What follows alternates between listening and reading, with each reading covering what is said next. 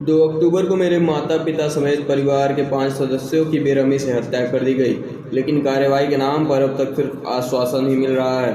नतीजा कुछ भी नहीं दिख रहा। यही घटना अगर किसी प्रशासनिक अधिकारी के परिवार में होती तो क्या तब भी प्रशासन चुप बैठता? 10 दिन बाद भी मुझे सिर्फ कार्रवाई का आश्वासन दिया जा रहा है। यह भी हो सकता है कि अगर मैं अपने परिवार के सदस्यों का ब्रह्मभोज कर देता हूँ तो उसके बाद कोई कार्रवाई भी न हो। मैं इससे बिल्कुल भी सहमत नहीं हूँ। 13 अक्टूबर को मेरे परिवार के मृत सदस्यों का ब्रह्मभोज है, लेकिन अगर उससे पहले कार्रवाई नहीं हुई तो मैं ब्रह्मभोज नहीं करूँगा। प्रेम यादव के घर पर बुलडोजर चलाने के साथ ही जिन लोगों ने मेरे घर वालों को गोली मारी थी, उनकी बेरहमी से हत्या की थी, उनका घर भी बुलडोजर चलाकर गिराया जाए। आरोपियों का या तो इनकाउंटर हो या फिर उन्हें फांसी की सजा दी जाए। इसके बाद ही मैं अपने परिवार के लोगों का ब्रह्मभोज करूँगा। ये शब्द देवरिया हत्याकांड के देवेश दुबे के। देवेश दुबे सत्यप्रकाश दुबे के बड़े बेटे हैं, जो घटना के वक्त वहां मौजूद नहीं थे और हमलाकर्मियों से बच गए। शब्द बोलते समय देवरिया हत्याकांड में मारे गए सत्यप्रकाश दुबे के बड़े बेटे देवेश गर्ग भावुक हो गए। देवेश ने इस हत्याकांड के 10 दिन बाद पुलिस और प्रशासन सहित सरकार को भी कटघरे में खड़ा कर दिया। देवेश ने यूपी सरकार के सामने नया चैलेंज करते हुए 2 दिनों का अल्टीमेटम दे डाला है। देवेश ने 8 अक्टूबर को बरहल रोड के अक्षय वाटिका मैरिज हॉल में अपने परिवार के सदस्यों के लिए श्रद्धांजलि सभा का आयोजन किया था। इसकी अगुवाई बीजेपी विधायक सलमणि त्रिपाठी ने की थी, जिसका नतीजा यह हुआ कि श्रद्धांजलि सभा एक तरह की राजनीतिक रैली बन गई। इसी मंच से सलमणि ने समाजवादी पार्टी पर जमकर हमला बोला, जिसके बाद सपा के राष्ट्रीय महासचिव शिवपाल सिंह यादव भी इस जुबानी जंग में कूद पड़े और सोशल मीडिया पर वार पलटवार का दौर शुरू हो गया। इस श्रद्धांजलि सभा को राजनीतिक रूप देने के लिए जमकर शक्ति प्रदर्शन भी किया गया। लिहाजा देवरिया समेत पूर्वांचल के लगभग सभी जिलों और बिहार तक के लोग इस सभा में शामिल हुए। भारी संख्या में लोगों की संवेदना दिखी। नेताओं से लेकर आम जन तक ने दुबे परिवार के लिए मदद का हाथ बढ़ाया और कुछ ही पल में देवेश को 50 लाख की आर्थिक मदद भी मिल गई।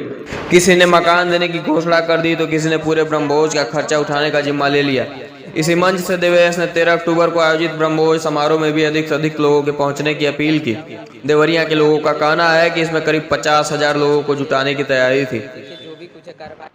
इसी बीच मामले में अब नया मोड़ आया है। ब्रह्मभोज से ठीक 2 दिन पहले देवेश ने अब प्रशासन के सामने नया चैलेंज खड़ा कर दिया है। हालांकि बुधवार को तहसीलदार रुद्रपुर अरुण कुमार की कोर्ट ने मृतक प्रेम यादव के घर को अवैध माना है। उन्होंने इस मामले में बेदखली का आदेश भी दे डाला है। जबकि मृतक प्रेम यादव के पिता राम भवन के वकील गोपीनाथ यादव ने बताया कि उनके पास ऊपरी अदालत में अपील करने का 30 दिन का समय है। वहीं कोर्ट के आदेश के बाद यूपी सरकार का बड़ा कदम उठा सकती है। ऐसा माना जा रहा है कि प्रेम यादव घर पर बुलडोजर चलना लगभग तय है। वहीं तहसीलदार कोर्ट का फैसला आने के बाद प्रेम के परिजन सहमे हुए हैं। पुलिस का इतना जबरदस्त पहरा है कि उनको किसी से मिलने नहीं दिया जा रहा।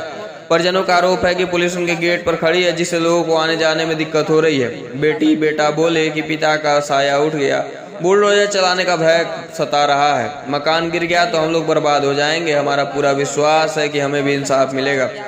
प्रेम की बेटी अर्चना ने हमसे बताया कि मेरे परिवार पर दुख का पहाड़ टूट पड़ा है। पापा अब इस दुनिया में नहीं रहे, अन्य लोग जेल में हैं। गेट पर लाल निशान लगा दिया गया और नोटिस चस्पा कर दिया गया है।